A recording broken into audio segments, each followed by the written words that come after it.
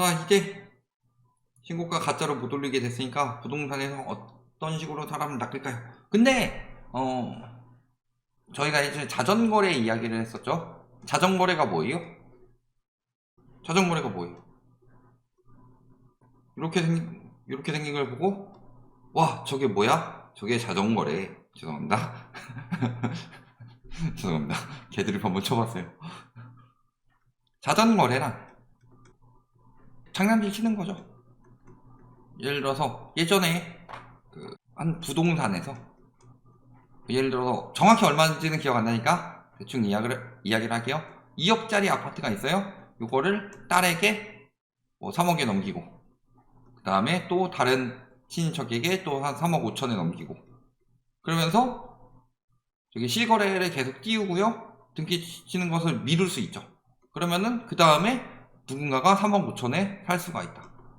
근데 예를 들어서 신고 취소, 우리가 신고 취소 사례를 국토부 실거래가에서 띄우니까 언제나 그랬듯 이제 범법자들은 방법을 찾죠. 범법자들이에요. 시세 교란해가지고 하는 것들은 범법자들이고, 이거는 교란 사례가 걸렸으면요 과태료 정도가 아니라 형사처벌을 해야 돼요. 이제 그 한 사람들 때문에 많은 사람들이 엄청난 재산 피해를 입기 때문에 사기로 아예 취급해가지고 강력범죄로 취급해야 돼요. 이거를 그냥 시세 교란, 이거는 사기가 아니라 시세 교란이다 이런 정도로 하면 안 되는데, 이제 신고 취소 사례가 국토부 실거래가에 뜨니까 3에서 6개월 내에 취소를 한다. 이게 갑자기 사라지고 이제 6개월 이상 버티기, 이게 들어가는 거죠. 그런데 이번에는 등기예요. 그러면 어떤 식으로 할 수가 있느냐? 예를 들어서 1월에 거래가 됐어요. 이게 저희가 이야기했을 때 한 4월까지 됐는데도 등기가 안 올라온다. 그러면은 이거는 장난질 쳤을 거래의 가능성이 굉장히 높죠. 그러면은 어떻게 하느냐? 1월에 거래해놓고 4월에 이거를 또 다른 사람이 매입한 것처럼, 6월에 매입한 것처럼, 8월에 매입한 것처럼, 이런 식으로 장난질 칠 수는 있죠. 이런 식으로 장난질 칠 수가 있고요. 중요한 거는 시세 교란 하는 게 없어지진 않아요. 왜냐면은 예전에 그 한 조합장, 이게 아리팍 조합장이죠.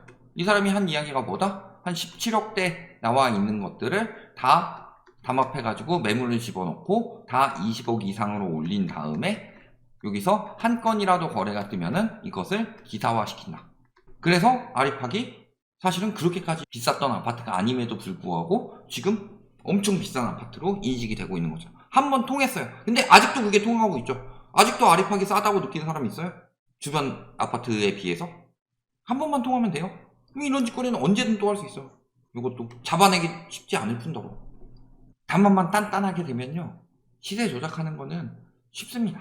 근데 이게 좀 비정상적으로 이렇게 되는 것들에 대해서 모니터링을 하고 조사를 해야 되는데 그게 조사가 제대로 안 돼요. 예를 들어 아리팍 했을 때 계속 모니터링 하는 사람이 있었어 봐요. 다 17억 원대가 나왔는데 갑자기 매물이 싹 들어가더니 다 20억 원대가 나왔다. 아, 이거 담합 조장하고 있구나. 그러면 거기 제대로 조사해야죠. 세무조사하는 것처럼.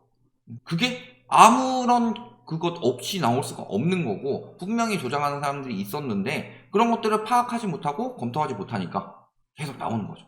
그러니까 방법은 굉장히 많다. 다만 결정적으로 조장하는 횟수가 많이 줄어들 것이다. 이게 아킬레스와 거북이죠. 자, 아킬레스와 거북이가 뭐냐? 아킬레스가 있고요, 100m 앞에 거북이가 있습니다. 근데 아킬레스는 초속 10m로 갑시다. 초속 10m로 쫓아가고 거북이는 초속 1m로 도망을 가요.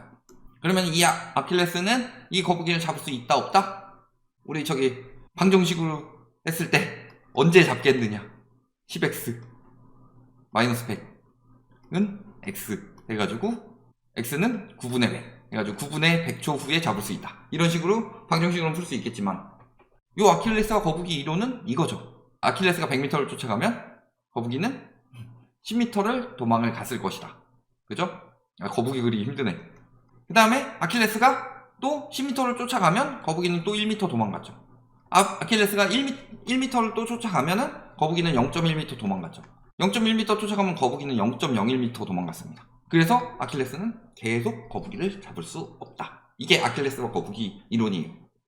그러면은 이게 뜻하는 바가 뭐냐? 얘가 법이고 얘가 사기꾼이에요. 시대 교란도 사기꾼입니다. 그러면은 법이 100m를 쫓아가면은 얘는 이미 10m 도망가 있다. 그러니까 계속 요 차이가 나면서 결국에는 모든 불법을 막을 수는 없어요. 아무리 법을 잘 하더라도. 왜냐면은 그 법에 있는 조항 같은 것을 교묘하게 이용해서 그것에서 벗어나는 범법을 저지른다면 이론상으로는 계속 막을 수 없습니다. 그런데 우리가 알아둬야 될 거는, 자, 100m 벌어져 있어요. 그러면은 100m만큼의 사기를 치는 건데 법을 개정해서 쫓아가면 10m만큼 밖에 못 치는 거고 1m, 0.1m, 0.01m 밖에 못 치는 거예요. 그러면은 100m만큼의 사기를 쳤던 것들에 비해서 0.01m만큼의 사기밖에 못 친다면은 적어도 사기 건수가 10,000분의 1로 줄지는 않냐. 그러니까 못 잡는다고 하더라도 계속 쫓아가가지고 거리를 좁혀야지 사기가 더 활개를 치지 않게 만들 수 있다라는 거고, 그래서 나왔던 게 처음에 문재인 정부에서 60일 가지고 장난질 치니까 요거 30일로 줄였다. 그 다음에 또 나왔던 게 자꾸 신고해놓고 취소하니까 거래 취소 잡는 걸로 들어갔다. 그 다음에 이번에 나온 게 등기 잡는 거예요. 이런 식으로 줄여가면은 할 수 있는 것들이 많이 줄어들죠.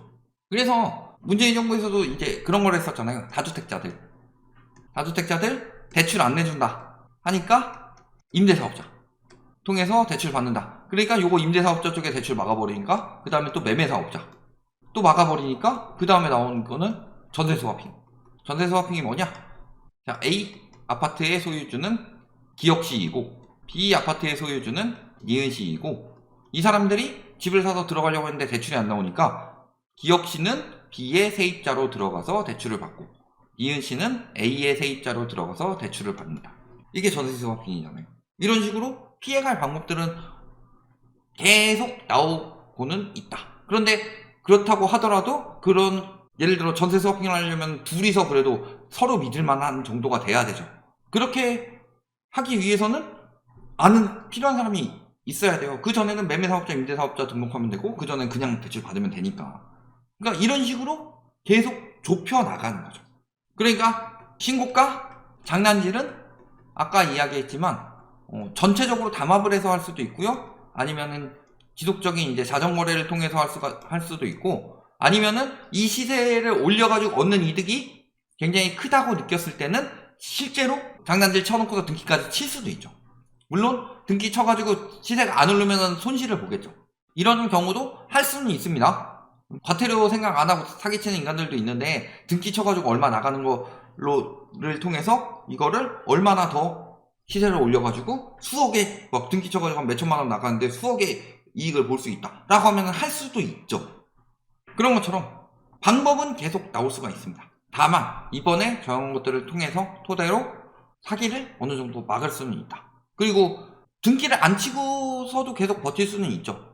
등기를 언론에서 같이 보도를 해주지 않으면은 등기를 안 치고도 계속 할 수도 있습니다. 등기가 뜬다고 해서 근데 거래 취소가 확실히 뜨니까 기사에서도 어쩔 수 없이 알고 보니 거래 취소였다. 이런 것들이 가능하겠지만 등기 같은 경우는 등기 안 쳤다 라는 것 자체가 이제 안 친 건 뜨지만 거래 취소처럼 이렇게 빨간불 떠가지고 뜨는 것도 아니고 등기 안 친 것처럼 이렇게 빨간불 떠서 뜨는 것도 아니고 그냥 알아봤더니 또 그 부동산 피셜로 알아봤더니 잔금 때까지 잔금을 길게 잡아서 등기가 안 나오는 것일 뿐이다. 이런 식으로 이야기를 해가지고 한 12개월 버틸 수도 있는 거고. 방법은 얼마든지 있어요. 그리고 진짜로 막 할 수 있는 방법들이 더 개발할 수도 있겠죠. 보통 이제 사기꾼들은 상상치도 못하는 방법을 쓰는데 저도 이제 사기꾼이 아니다 보니까 그들이 얼마나 더 또 획기적인 방법을 들고 나올지는 모르겠다. 그런데 다만 그런 획기적인 방법을 써야만 가능한 것들은 예를 들어서 예전엔 누워서 떡 먹기 정도의 쉬움이라면 그 다음에는 서서 떡 먹기, 그 다음에는 운동에 나가서 손 뒤로 하고 밀가루에 얼굴을 박아서 떡 먹기, 이런 식으로 난이도가 조금 더 올라가니까 그 다음에는 이제 위에 줄에 매달려 있는 거 손으로 안 짚고 점프해서 입으로 따먹는데 그거는 이제 점프력이 되는 사람들만 먹을 수 있죠. 그런 것처럼 이런 식으로 차츰차츰 난이도가 높아지니까 막 100명이 하던 게 50명이 하고 25명이 하고 12명이 하고 뭐 6명이 하고 이런 식으로 줄어들 것이다 라는 거죠.